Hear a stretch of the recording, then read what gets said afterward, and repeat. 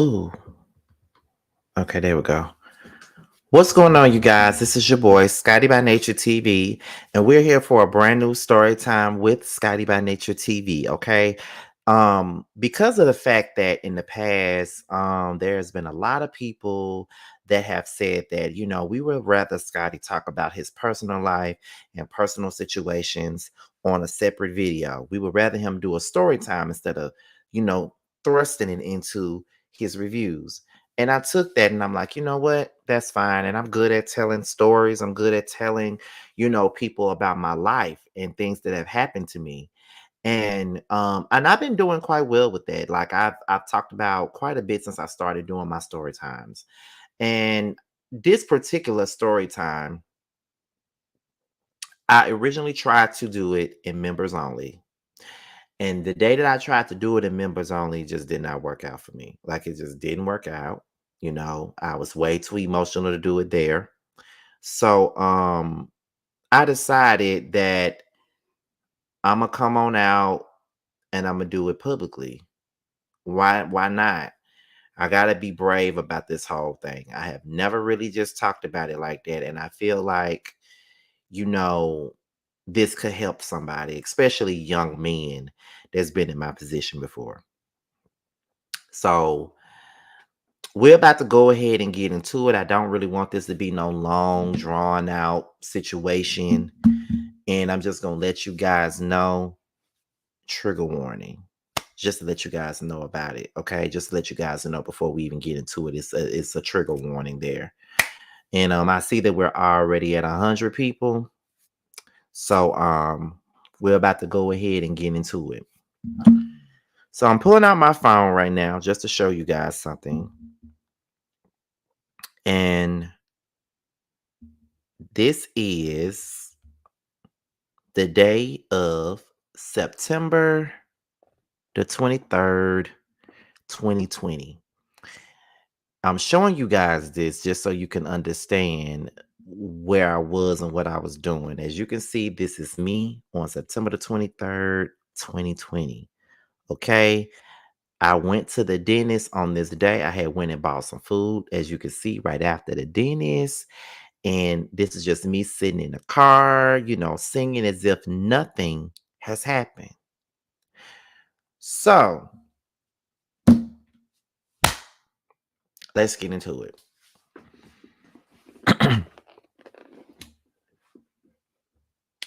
When I was about 17, I started, getting my hair cut at this place, right? And there was a guy there that I noticed and that I would see all the time. And I was always kind of iffy about this dude. And I was just like, every time I'm around him, he always staring at me like, I don't know if he homophobic or what, but he's always staring me in my damn face all the time. And I just don't know why he keeps looking at me.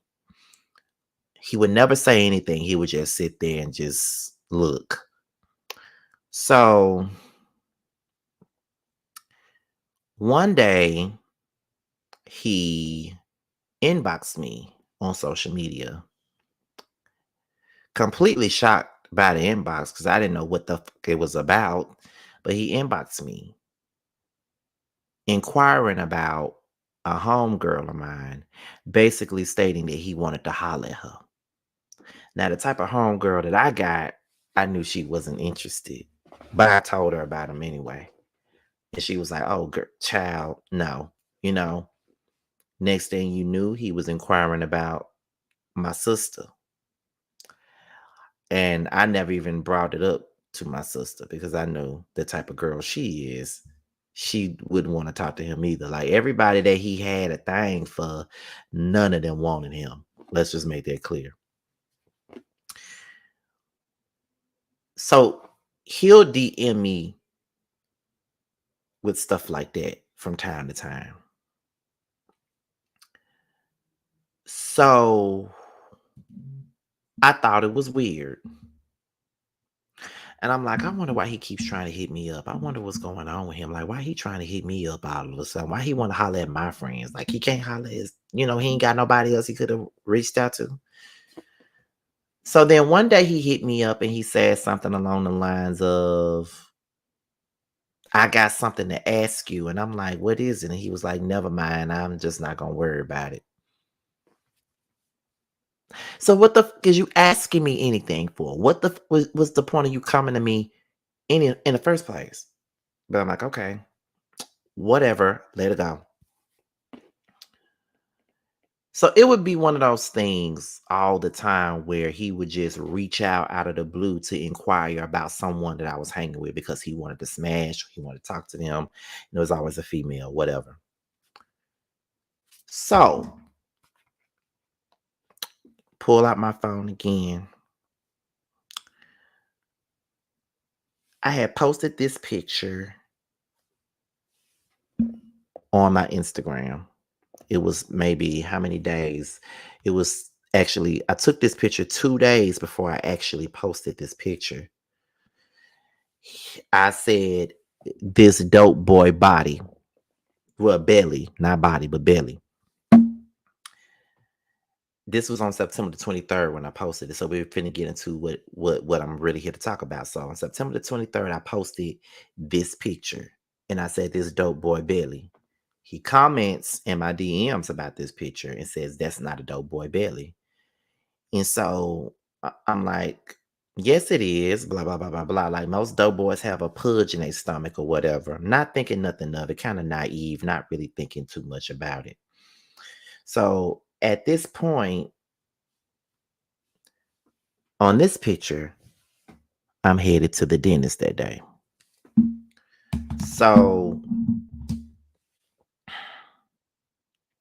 go to the dentist. This is when they first started working on my teeth. This is at the height of COVID. This is 2020.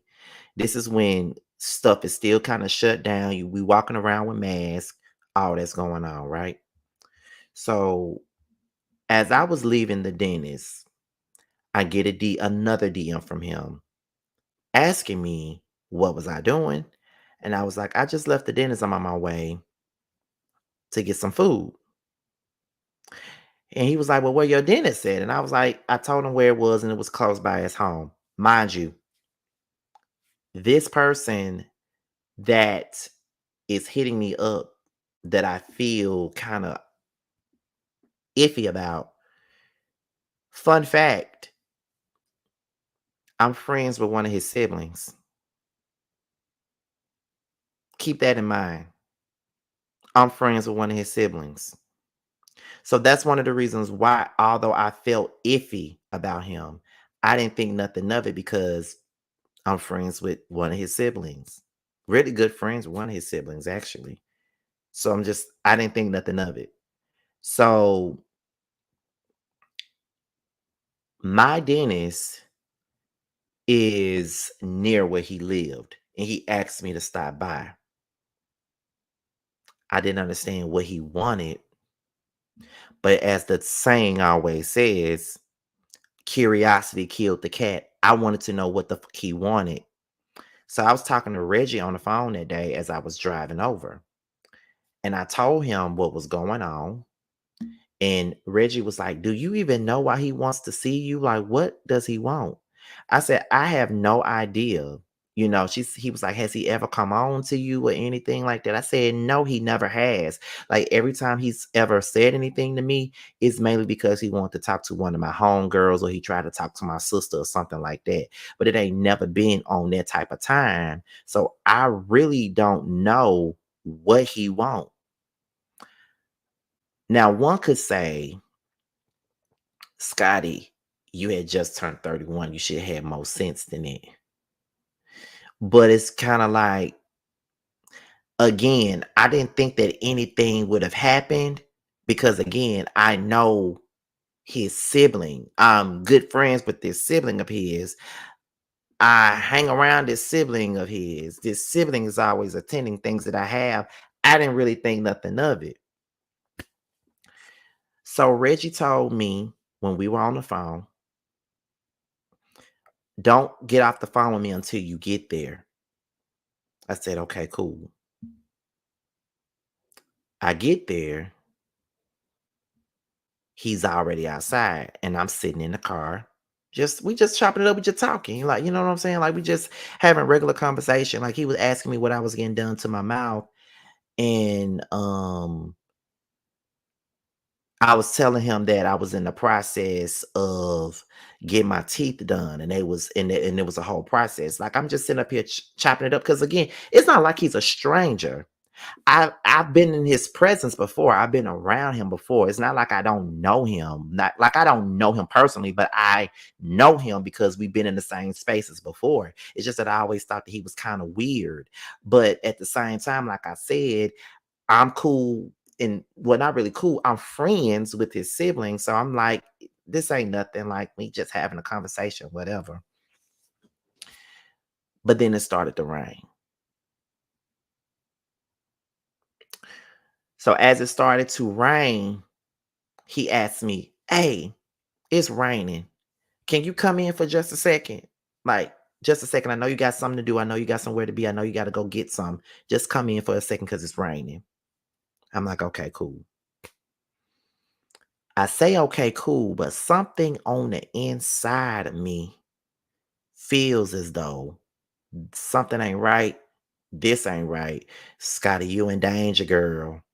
But I'm sitting up here at the same time fighting off those thoughts because I'm thinking that I'm being paranoid as I always am because I always feel like whenever my mind tells me something, I always feel like I'm being paranoid about the whole thing when I don't really need to be paranoid.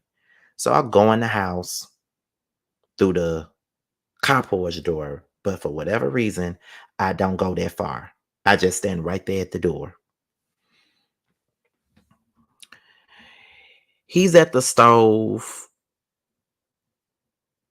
and it's an awkward silence. Like he doesn't really talk. He don't really say nothing. He don't really say anything the first 5 minutes I'm in there.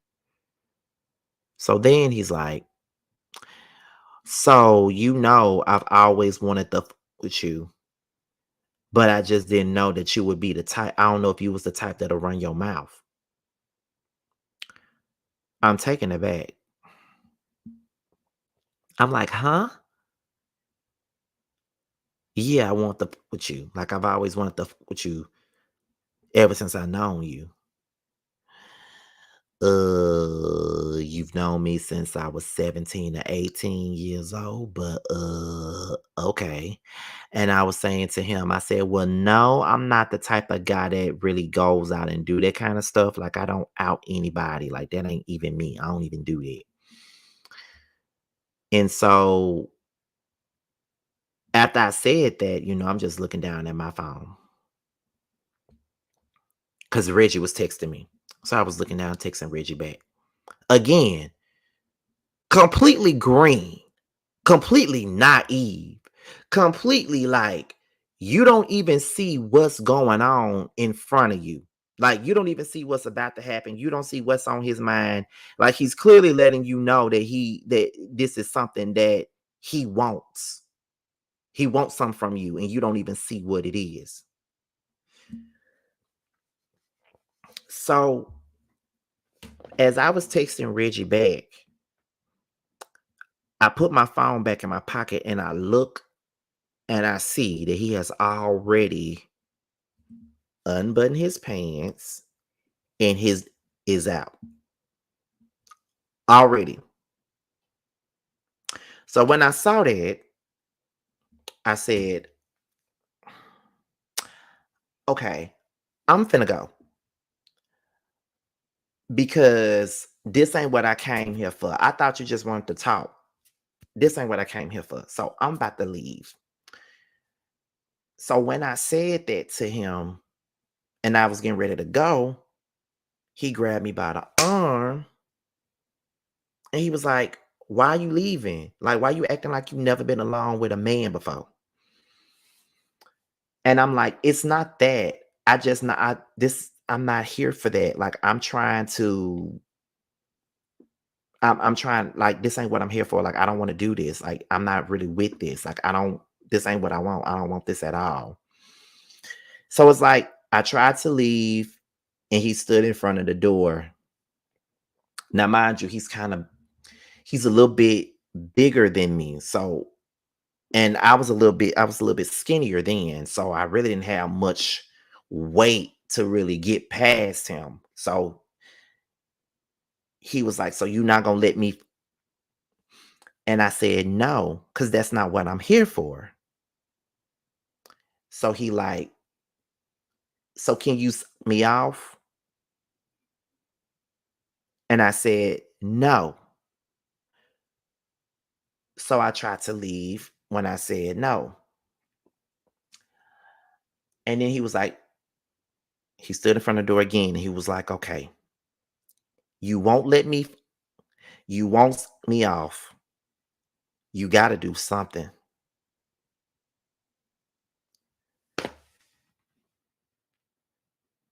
And I freeze up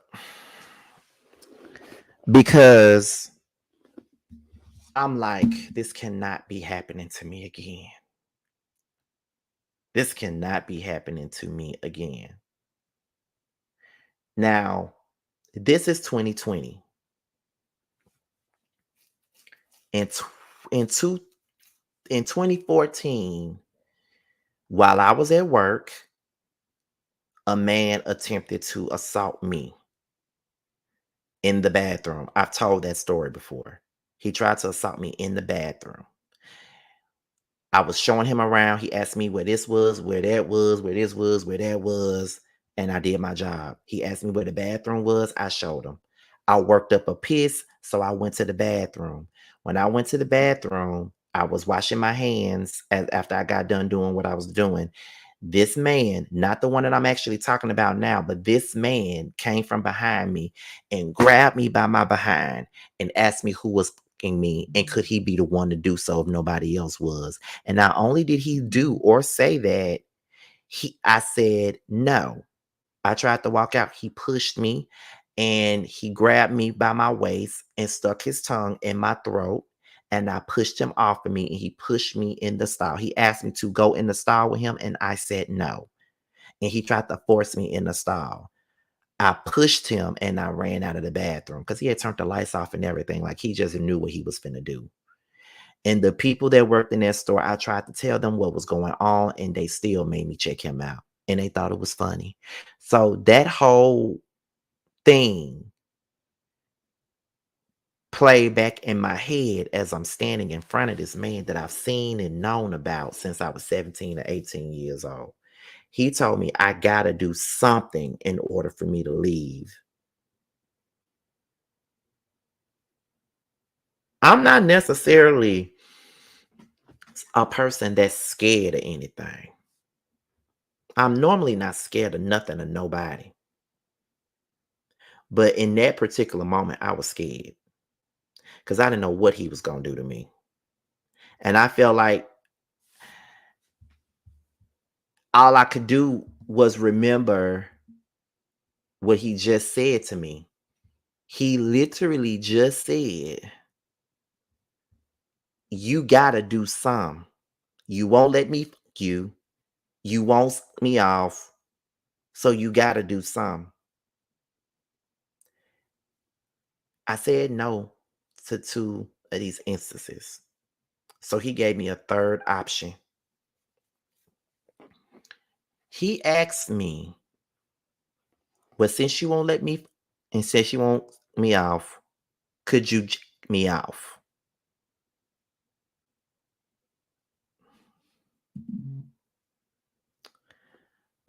I did not want to do that.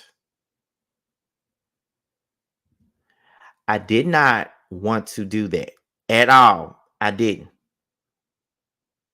But once again,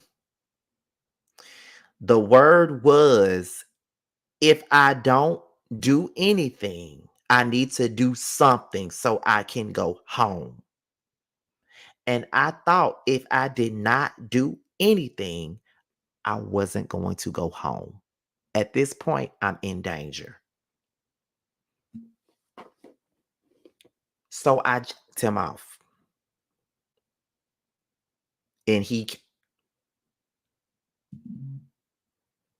And once he released, I immediately ran and I washed my hands and I sanitized my hands and I didn't even look at him.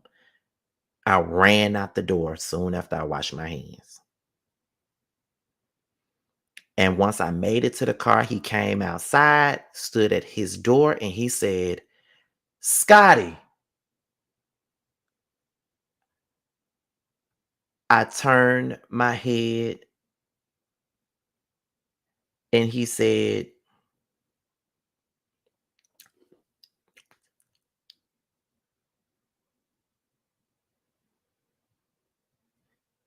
and I said, and I got in the car and I left. Now, going back to my phone, because I never forget this day.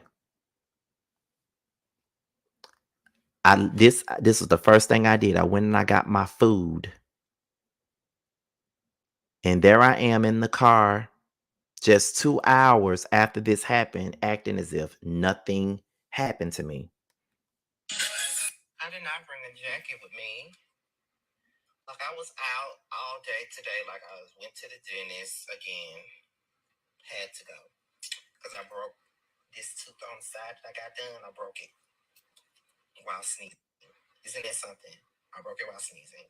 But it's not like you could tell. I done Snapchat stories and everything. Ain't nobody noticed a thing. But because I'm self conscious about my smile, I noticed it and I went and got it taken care of. But I went to the dentist. Then after I went to the dentist, I went and got some food. And then after I got some food, I went home, ate my food, came back out and went to my grandmother's house and then, stayed with her for about an hour. And then I'm back at home. But it's raining. I didn't bring a jacket. And I don't want to get out of the car. And we don't have a drive. Like, we have a driveway, but not a car porch. Like,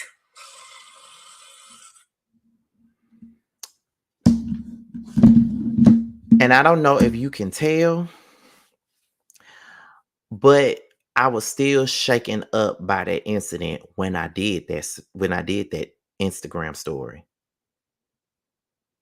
That was literally freshly after it happened when I did those stories. So one day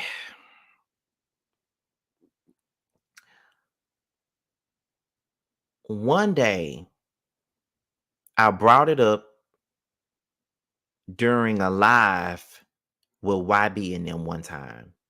I just talked about it and I'm just like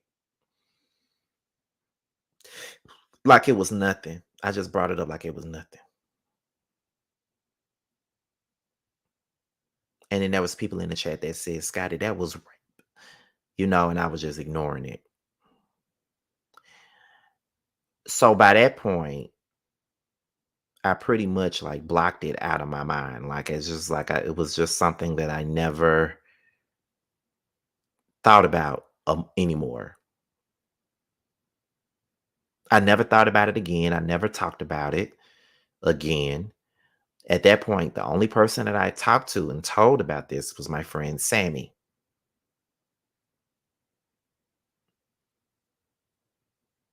And Sammy told me that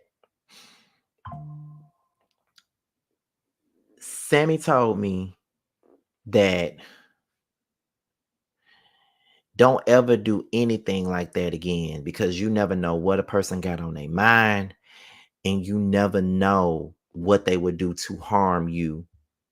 And in so many words, that man did harm you, but we lucky that it didn't go as far as it could have gone.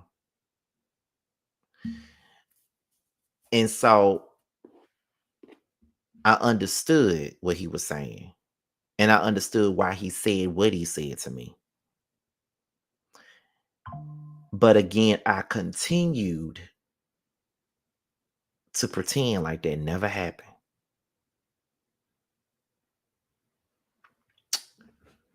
So the same week that happened to me, this person got married. That happened to me on a Wednesday. he got married on a Saturday.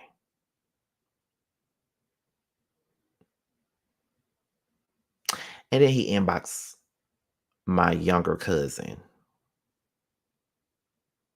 that same week, who was probably 17 at the time. And then one day, my mother told me that he inboxed her some weird messages trying to make advances at her. Now, I did not tell my mama this. She still don't know about this. I have not mentioned this to her at all. As I told y'all before, my mom is a person that has dealt with r- in child molestation. So this is something that I've never wanted to talk about with her.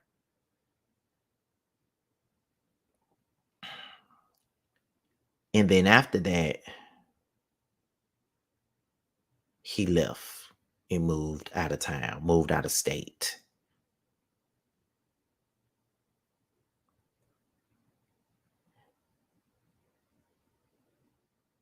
And I never seen him again for 4 years. Up until I ain't gonna go there yet. Last year in January, right before Danita passed, me and Reggie were talking, and I randomly brought this up. It just came across my mind.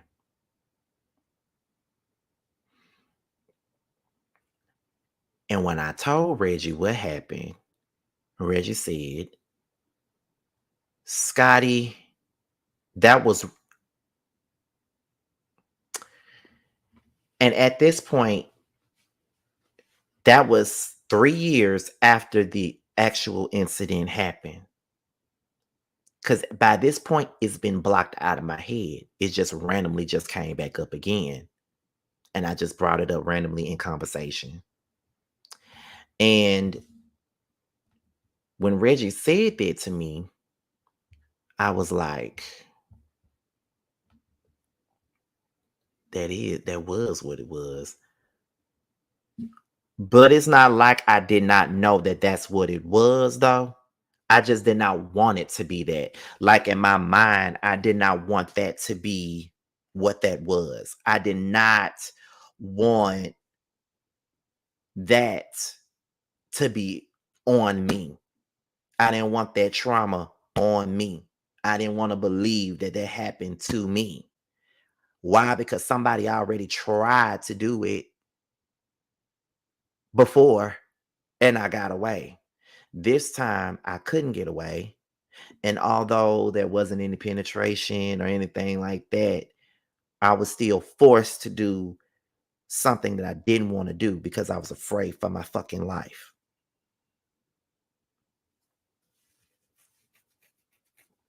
So when Reggie told me that, I got off the phone and I cried.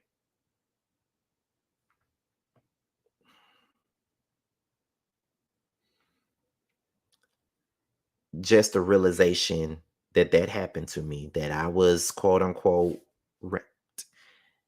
And that made me afraid to be alone with any man that I ever deal with. It made me afraid. Later on, this was something between me and Reggie. I had never spoken about it with nobody. I told my friend Rudy. I told my friend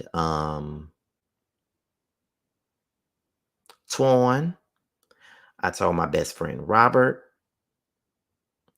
I told Josiah. I told Jamar. and I told Tremel and Carl and Nikki. In November, I was sitting up in my room, and it was one of those days where I was just going through it. Mind you, I talk about it all the time. 2023 was not a good year for me. I was always having an emotional episode all the time. And if you guys remember, me and Jamar interviewed Dominique when Chasing Atlanta season 6 started. We were late starting that interview. Very late, probably about 30 minutes late. We were late because I had a breakdown before we started it. I broke down and I told my brother what happened to me. And I was crying uncontrollably. So if you ever go back and look at that particular interview that we did with Dominique, it had to be either October or November when we did that interview. But it was a lot before we even started it. It was a whole lot. Then, about a month later, that's when I met Bando. And I remember we were talking and we were sharing our experiences. Bando has shared his experiences on the way up Atlanta. If you want to know what I'm referring to, you can go and look at an old episode or two. But Bando knows about what happened to me because I told him what happened to me. And then for a long time, me and Bando would hang out whenever I came here in public areas where there were people around. We would always be together with people around. I had not been to his house. I had been talking to Bando since November, but I had never been to his house before.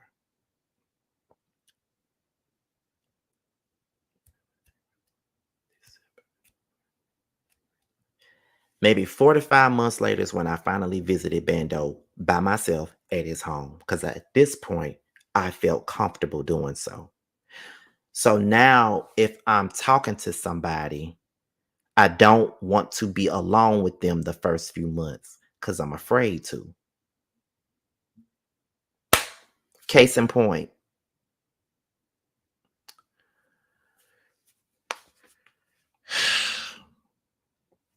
before I met, but long before I met Bando, long before I got involved with Bando, this was maybe a year or so before. I think by this point I had stopped fooling around with my ex or whatever. And it was this guy that was trying to seriously talk to me. And he came from Wisconsin. No, came from Minnesota because that's where he was from. He came from Minnesota to see me. And I was nervous because I was staying the night with him in his hotel room, which I didn't want to, but I didn't want to I didn't want him to have to come all the way to my house to pick me up and then we can go out or whatever. I stayed in the room with him. And I had been talking to him for months. He had been pursuing me for a long time. And when we finally got together and stayed in the same room, I froze when he tried to make advances to me sexually. I froze. And for a long time, he thought that it was me being disinterested in him, but that wasn't the case. I had to explain to him exactly what happened. So he felt horrible after that because he felt he was being selfish and not thinking about me and my feelings. And I won't say that he was being selfish. He just didn't fucking know what was going on. So I can't really say he was being selfish. He just didn't know. I mean, if you're trying to have sex with a person that you're into and that person's supposed to be into you and then they freeze up when you're trying to go to the next step with them, of course you're going to think is you or they doing something with somebody else. But that wasn't the case. I was just like, you know what I'm saying? So moving on back a year later, I'm now dealing with Bando. I'm now talking to Bando. I'm now dating Bando. And I won't, I'm fine with meeting him at a restaurant, hanging out with him, with Carl and Tremel and them, with a group of people, doing all this other stuff in a public place where people are around. And then now I'm comfortable enough with him so I can be by myself with him. I don't have to be with him around other people. Like when I came to his house that day by myself, I felt like I accomplished something. I know that's very small and minuscule, but I felt like I accomplished something by doing it because for a long time I wasn't ready to be alone because I'm always on guard. I'm always afraid that somebody, some man, is going to try to do something to me. So I'm always like,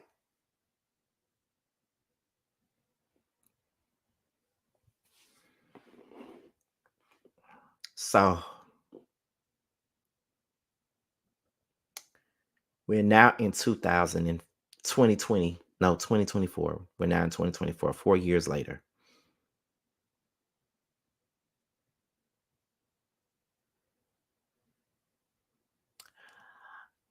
I'm getting ready to move. This is the week that I'm getting ready to move.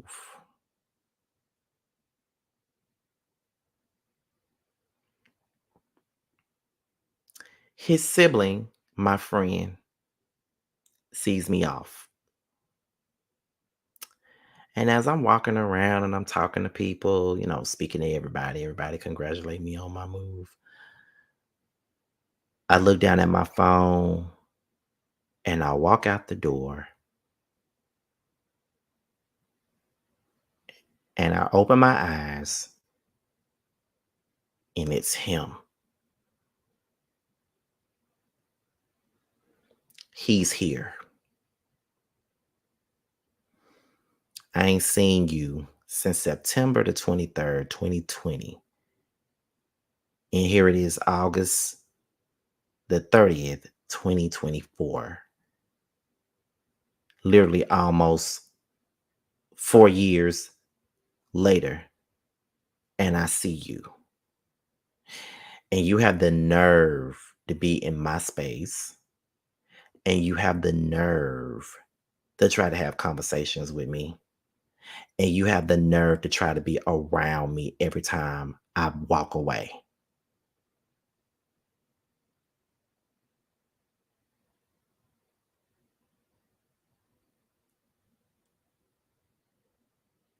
Hella uncomfortable, but no one knows in that vicinity that this man pretty much violated me and he's around me. And I can't say anything because I don't want to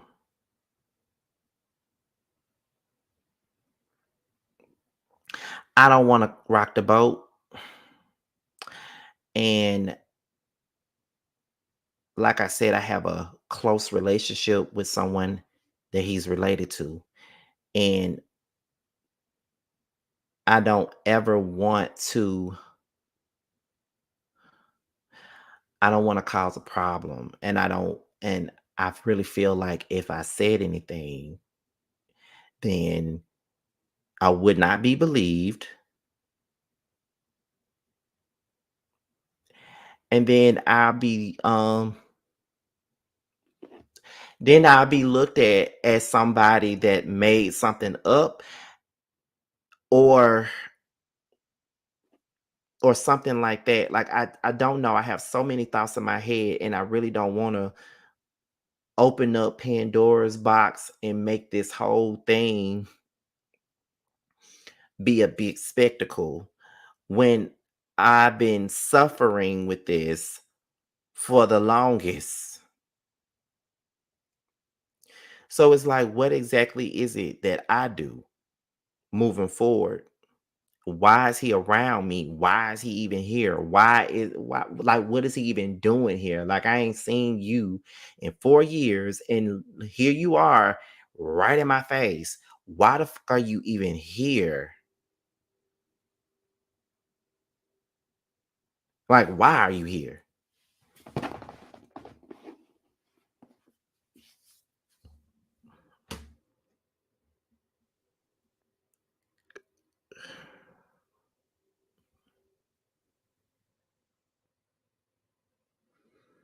Sometimes I blame myself.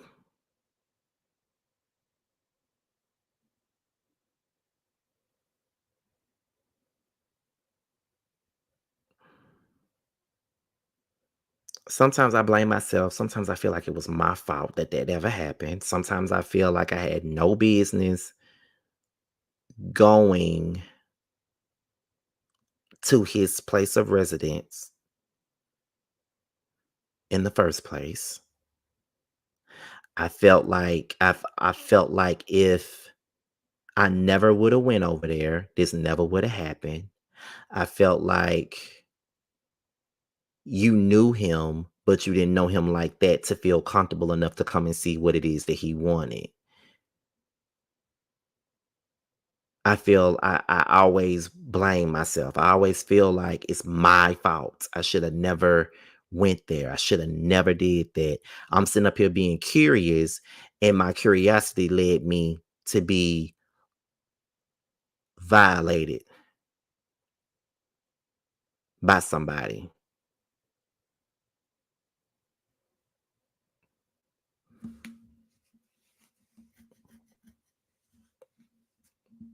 I have those moments where I do blame myself.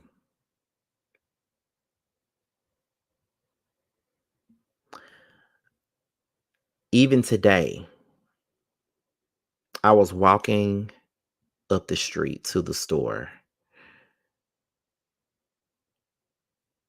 and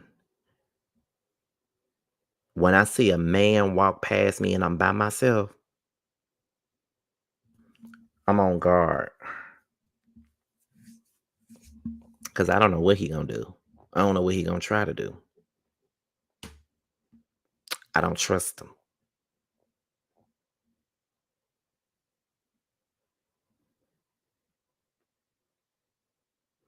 And I remember when I was telling my brother this, and I was having a breakdown. I damn near was about to cry a minute ago, but I had to hold it in. But um,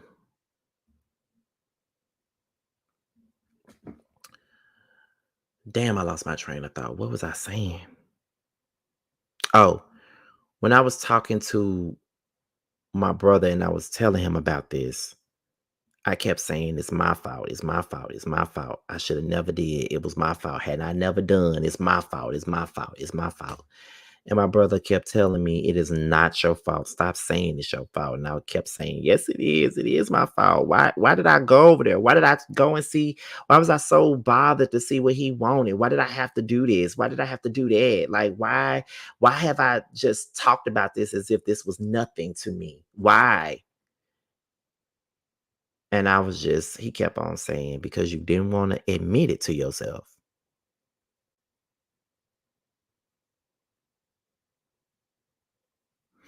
And then I think back on all the times that he reached out to me. And I think back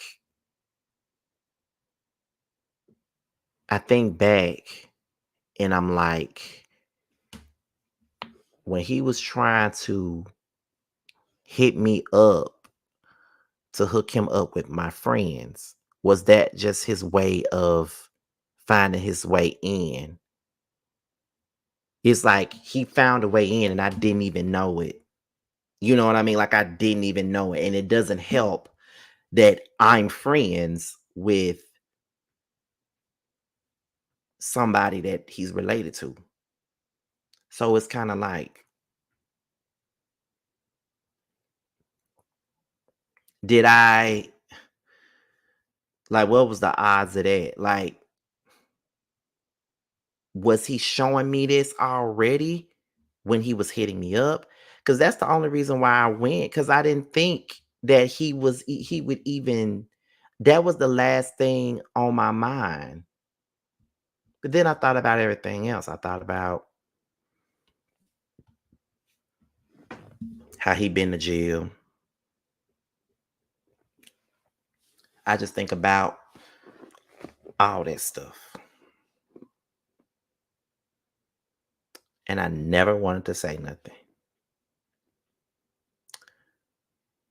I never wanted to say anything. I never wanted to say anything.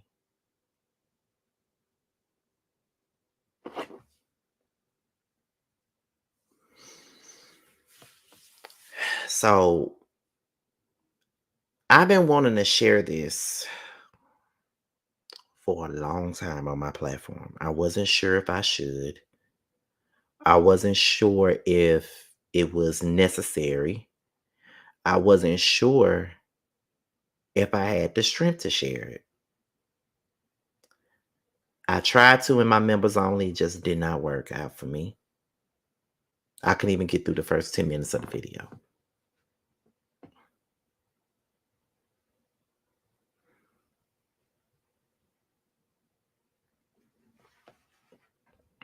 But this is just me saying that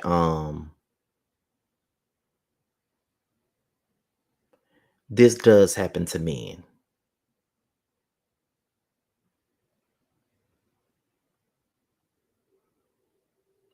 It does. We don't never talk about that, but it does happen to us too.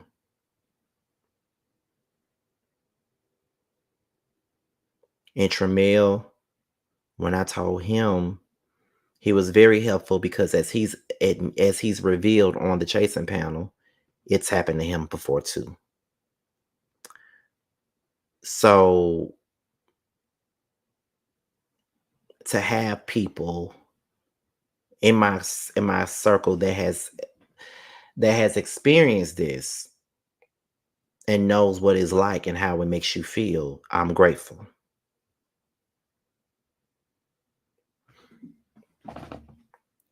I will say that this was hard to talk about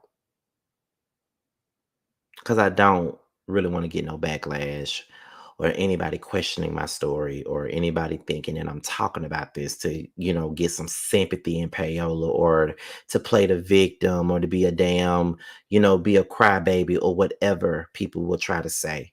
This is really me just really being vulnerable and me clearing out my emotional drains, if you will.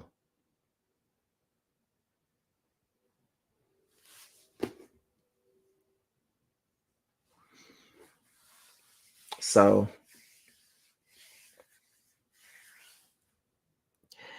I'm feeling chills up my spine, but I just gotta say that this was a lot.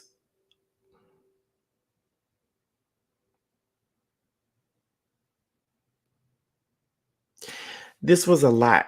And it wasn't easy to talk about at all. It wasn't easy it's not easy to talk about. And I know y'all have heard me say on videos multiple times that I want to go back to therapy. And this is one of the things that I want to go back to therapy for. So,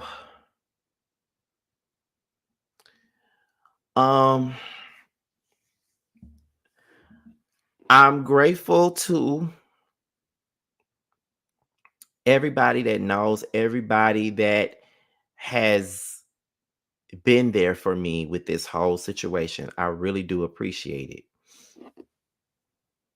I really do. I appreciate that. Um,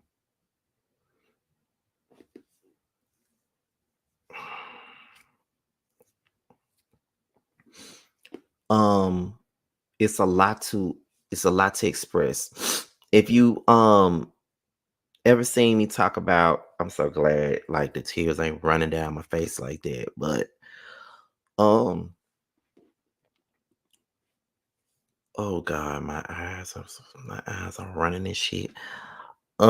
If you ever seen me talk about SA cases and stuff like that, and you saw my passion about it, that's why. This is the reason why I've had tons of passion about SA cases and people that's been violated and stuff like that. This is the reason why.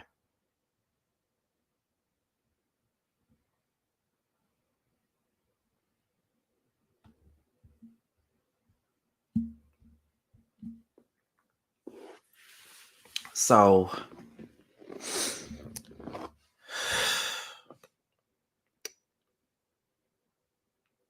so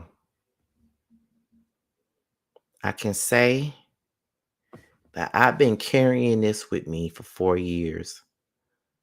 I blocked it out of my mind the first 2 years.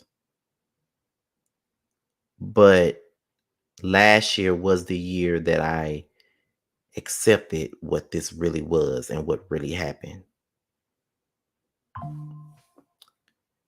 And I just want to say once again that when I say that last year was terrible, it was. At the top of the year, I randomly brought up this incident that happened to me, and my cousin had to let me know what that really was. And I had to sit in it and really realize that I was violated. And the more I sat back, I thought about the incident over and over and over and over and over again. And it broke me down. Soon after that, Danita dies. Soon after that, I lose a friendship. Soon after that, I win the Boss Baby Award, but being attacked day in and day out by people that I don't even know. Never really just had no real conversations with with folks, but they're attacking me. Um, I'm dealing with that. Then after that, my friend gets murdered. Then after that, my cousin dies of cancer. Then I'm going through financial struggles. So when I say that 2023 was not a good year, it was not. If you watch a lot of my videos during that time, I was going through it and I had an attitude out of this world on a lot of those videos and I wasn't even trying to. It was just that I was going through shit and I was using my videos as a way to release that shit that was in my heart. And this was one of the things that was on my heart. It doesn't make it right. It doesn't make anything right. But I appreciate y'all for listening. Um, I appreciate the super chats that I got. Please know I ain't talking about this for no sympathy or anything. I don't need no sympathy. I don't need no attention because this is a sick way to get attention.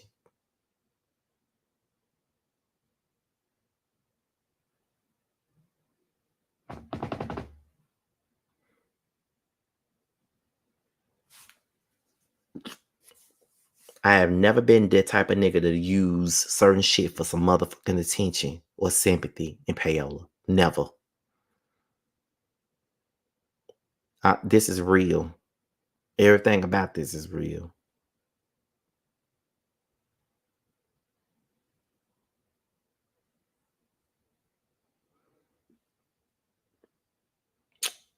But to the person that did it,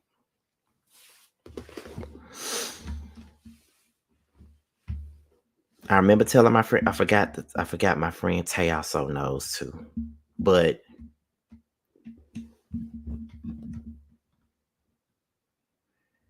I don't really wish no bad for you, because I don't have a heart like that to do that. No matter what people say or no matter what they assume, my heart is big and my heart is pure. And I don't have it in me to wish you any bad. None whatsoever. But I just want you to know that karma, you got it. If I'm not mistaken, you got kids of your own. And I just want to know how you would feel if someone did something to your child, what you did to me. I wonder how that would make you feel.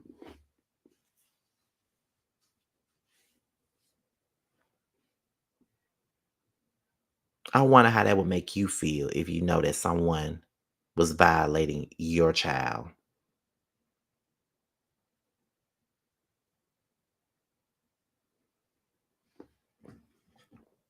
I hope you know that what you did, if me up, I don't really trust men like that. I already didn't trust them like that to be in a relationship with, but it's hard for me to trust them to be alone with them now. It feels safe around them because of your ass. So thank you for that. Thank you for making me feel ashamed. And thank you for, allowing me, thank you for being the reason why I blame myself for what the fuck happened to me. Thank you. I appreciate it. But no matter what, it will come back to you because I'm very certain that I'm not the only one you did this to. I'm certain.